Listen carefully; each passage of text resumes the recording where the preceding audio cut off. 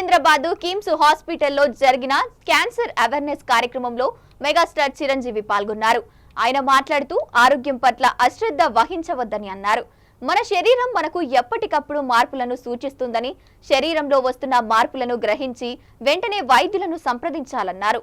Cancer పైన ప్రజల్లో అవగాహన తీసుకురావడం కోసం ఒక ఉద్యమం రావాలని, ఒక దీక్షలాగా మనందరం కలిసి ముందుకు సాగాలని సూచించారు.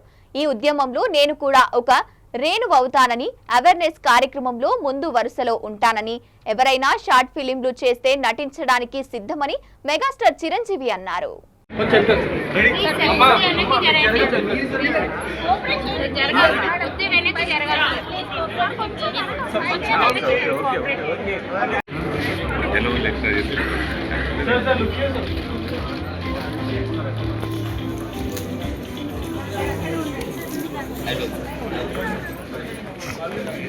Get screened, don't wait for the symptoms, ask your doctor for pap smear and simplest mammograms for females and colonoscopies for male and female, which can prevent most of the cancers. So this is a list of cancers which you go according to the age. You need to have a screening at 30 to 40 years, cervical cancer for female, breast cancer for female, colon cancer. These are all the cancers according to the age. You will get screening. And two more movies. For example, like Rudraveena, you should listen to your divine good internal voice. Anything which changes your life, suppose if you see a lump in your breast, you should get alert, go and meet a doctor. That's very important. Any change in your life, or you feel internally change, that alerts you, you should go and meet your doctor. And don't let cancer become a state rowdy. That takes your life. So catch it early.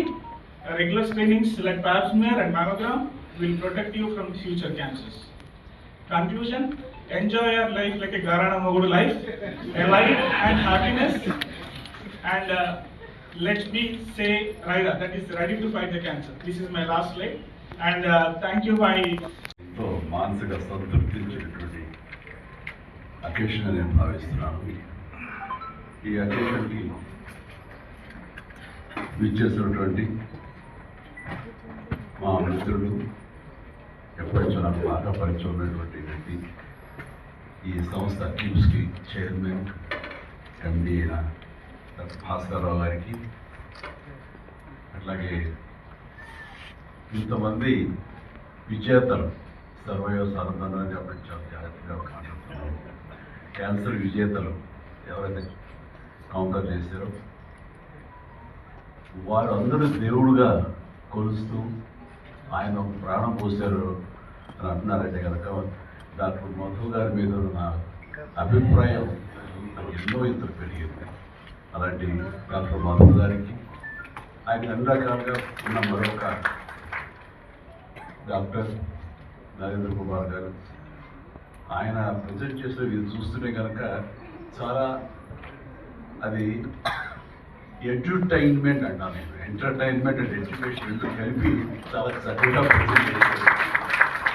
నాకు ఎంత research చేశారో, చిన్ననాటి నుంచి తనకున్న అభిమానాన్ని రంగరించి తన వైద్య రంగాల్లో దాన్ని కలిపి మిక్స్ చేసి చాలా చక్కగా చెప్పారు.